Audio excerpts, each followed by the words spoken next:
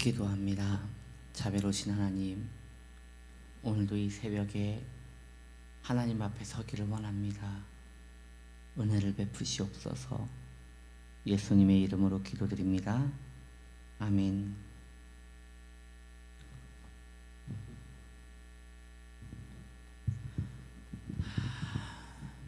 빌립보서 4장 13절, 내게 능력 주시는 자 안에서 내가 모든 것을 할 수 있느니라. 아멘. 내게 능력 주시는 자. 이번 주부터 4장 13절, 빌립보서 4장 13절, 빌립보서 4장 13절의 말씀을 함께 나누도록 합니다. 이 말씀은 너무도 유명한 말씀이며 많은 성도님들께 사랑을 받는 말씀입니다. 시작하겠습니다. 이 위대한 사도 바울이죠. 이 위대한 사도가 이방인들에게 보내는 모든 서신에는 귀를 의심하게 할 만큼의 놀라운 말들이 무수히 등장합니다. 13절 말씀도 그 중에 하나 아닙니까? 바울 서신을 이렇게 읽고 있노라면 정말 버릴 것이 없다라는 생각이 듭니다. 서론에도 진리가 숨겨져 있고, 본론에도 진리가 넘쳐나고, 결론에도 진리가 빛이 찬란합니다. 심지어 편지 끝에 있는 추신에도 진리의 메시지가 아주 가득 담겨 있음을 봅니다. 참 바울 놀라운 하나님의 사람이며 우리에게는 보석 같은 주님의 도구가 아닌가 싶습니다. 이런 생각이 듭니다. 이후에 만약에 제가 혹시 천국에 갈 수 있다면 바울 선생님을 한번 뵀으면 좋겠다. 여러분 또 시험에 들지 마십시오. 그럼 대목사, 당신은 지금 천국에 대한 확신이 없단 말입니까? 전 지금 그걸 이야기하는 게 아닙니다. 물론 교리적으로 신앙적으로 천국에 대한 확신은 있지요. 그러나 그게 중요한 게 아니라 제 심중에는 그렇다는 것이에요. 나 같은 사람이 천국에 가면 천국 못 갈 사람이 어디 있겠나라는 마음이 제 마음에는 있습니다. 여러분 마음에는 없는지 모르겠지만 제 마음에는 이건 부인할 수 없는 거예요. 그래서 저에게 있어서 제가 천국에 간다는 것은 어떤 느낌이냐면, 이 구정물통에 뒹굴던 돼지가 우리 안방으로 들어가는 느낌이죠.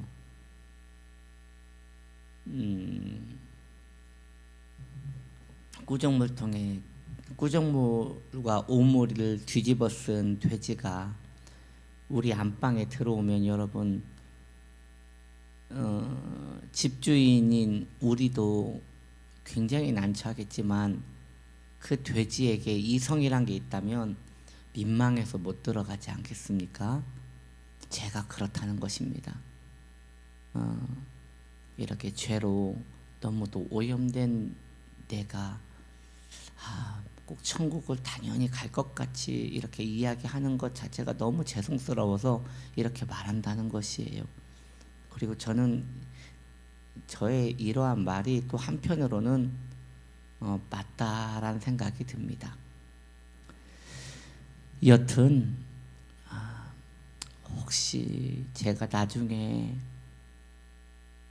천국에 혹시 갈 수 있다면 이 위대한 하나님의 사람, 그 사도 바울 선생님을 꼭 한번 뵙고 싶습니다.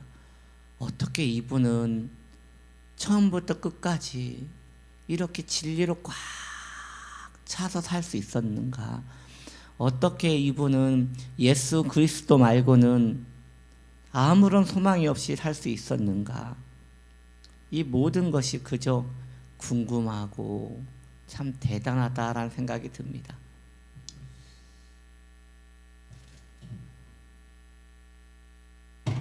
계속 마이크가 제 귀에는 좀 웅웅 울리는 것 같아서 좀 거슬리는데 여러분들은 좀 괜찮나요? 여러분들은 괜찮다면 감사하지만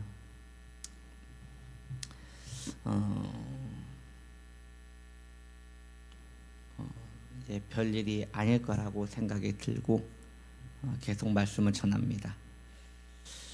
여튼 그런 마음이 이렇게 있는 것입니다.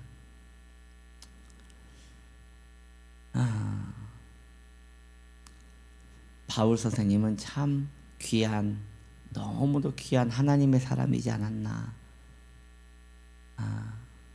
그래서 이 바울 선생님을 그 시대에 직접 본 사람들은 그 주님의 진심과 그 충성된 하나님의 종의 마음이 막 느껴져서 자기도 모르게 예수님을 사랑하게 되지 않았을까라는 생각이 듭니다. 이런 의미에서 교회가 변하지 않는 이유는 다 주의 종들 때문이 아닌가라는 생각이 듭니다. 교회마다 바울과 같은 하나님의 사람들이 주의 종으로 교역자로 심호하고 있다면 이 시대의 교회들은 얼마나 주님의 빛을 발할 것이며 많은 성도님들이 아름답게 목양 가운데 들어가 선한 양과 같이 주를 따를 수 있지 않았겠는가. 이런 마음에 참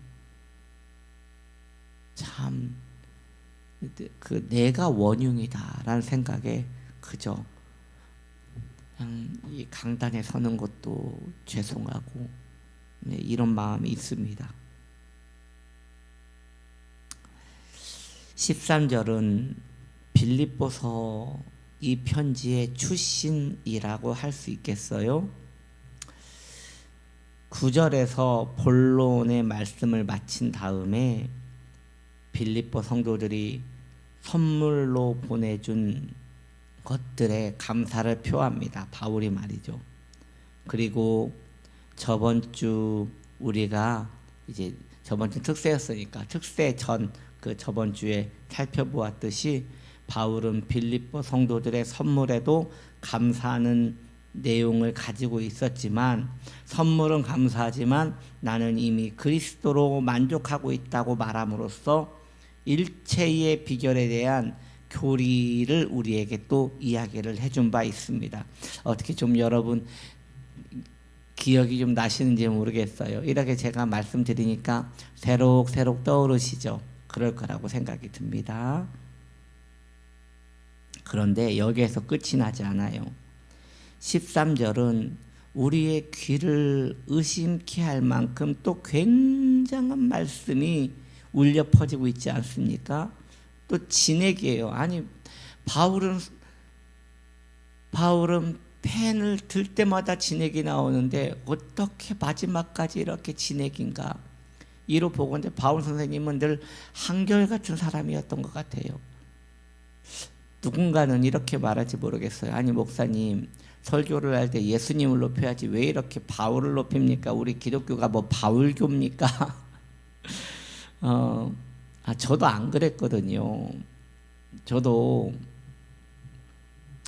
예수님만 이야기해야지라는 생각을 늘 하지만 이렇게 새벽 예배 때 빌립보서를 강해하면서 너무 바울 선생님한테 그 존경심이 생겨요. 한 번도 뵌 적이 없는 이 바울 선생님한테 너무 존경심이 생기고 어떻게 이분은 이렇게 한결같이 주님을 따랐을꼬라는 마음에 그냥 그저 그분의 그 찬란한 하나님 경외함에 고개가 숙여져서 제가 이분의 무게 앞에서 참 이분을 설교로 이야기한다는 게 감격스럽기만 합니다. 그러니 이렇게 바울 선생님을 생각만 해도 마음이 이렇게 감격이 되고 고마움과 이분이 있었기에 또 이 기독교가 깊이 있는 뿌리를 내리고 있지 않았나. 이것도 우리가 사실이잖아요. 그래서 도대체 바울같이 그 위대한 하나님, 위대한 사람을 쓰신 하나님은 참 얼마나 대단하신 분이신가, 이런 생각을 해볼 때 제가 뭐 말하는 것은 제가 뭐 바울교를 이야기하자는 게 아니라 고린도전서에 보면 바울파다, 베드로파다 막 이런 걸 이야기하잖아요. 저는 뭐 바울파도 아니고 뭐 베드로파도 아니고 어거스틴파도 아니고 조나단 에드워드파도 아니고 저는 끝까지 우리 주 예수님의 종으로 살기 원합니다. 그런데 어떻게 그 예수님을 섬겼던 이 바울 선생님은 어쩜 이렇게 한결같을까라는 생각에 참 너무나 고맙고 이분의 정말 아주 작은 일부만이라도 담고 싶다라는 생각이 듭니다. 바울도 제자가 있었잖아요. 디모데가 있었고 디도가 있었고 뭐 여러 하나님의 사람들이 바울을 섬겼어요. 브리스길라도 있었고 아굴라도 있었고 베베도 있었고 참 행복했겠다. 그분들 이렇게 한결같은 하나님의 종을 섬겼다는 것은 참 그분들이 든든했겠다라는 생각이 듭니다. 13절에 보면 바울이 아주 뜻밖의 말을 하잖아요. 내게 능력 주시는 자 안에서 내가 모든 것을 할 수 있느니라. 이 말에는 승리감과 겸손함이 다 배어 있는 것 같습니다. 얼핏 보면 자랑하는 것 같이 들리기도 하고요. 그런데 다시 읽어보면 주님께 가장 영광스러운 찬양을 바치고 있는 것 같이도 보입니다. 이것은 사도 바울 선생님께서 즐겨 사용하시던 역설적인 표현입니다. 사실 기독교의 진리는 근본적으로 항상 역설을 담고 있습니다. 기뻐하고 자랑하라고 하면서도 동시에 겸손하고 낮아지라고 합니다. 그러나 이 두 가지는 서로 모순되지 않습니다. 성도는 자신이 아닌 주님을 자랑하는 사람들이기 때문입니다. 바울 선생님은 이 말을 즐겨 했습니다. 예컨대 갈라디아서 말씀을 보면 이런 말씀이 있잖아요. 갈라디아서 6장 14절에 이런 역설이 나옵니다. 그러나 내게는 우리 주 예수 그리스도의 십자가 외에 결코 자랑할 것이 없으니 그리스도로 말미암아 세상이 나를 대하여 십자가에 못 박히고 내가 또한 세상을 대하여 그러하니라. 이렇게 역설이 담겨 있지요. 또한 고린도후서 말씀을 볼까요? 10장 17절 고린도후서 10장 17절에 보면 한편으로 이렇게 말합니다. 자랑하는 자는 자랑을 한대요. 아니 예수님 자랑해야지 왜 자랑을 해? 라고 했더니 아니나 다를까 자랑하는 자는 주 안에서 자랑할지니라. 이 역설이에요. 한편으로는 자랑하라고 권합니다. 맞아요. 그러나 주 안에서 자랑하라고 합니다. 참 아름답지 않습니까?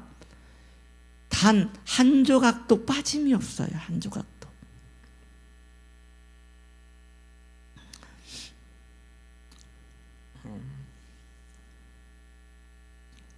바울은 어떠한 형편에든지 나는 자족하기를 배웠노니 나는 비천에 처할 줄도 알고 풍부에 처할 줄도 알아.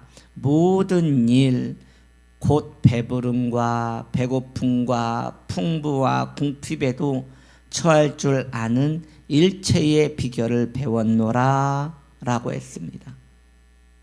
사도도 배워서 이렇게 되었다고 합니다.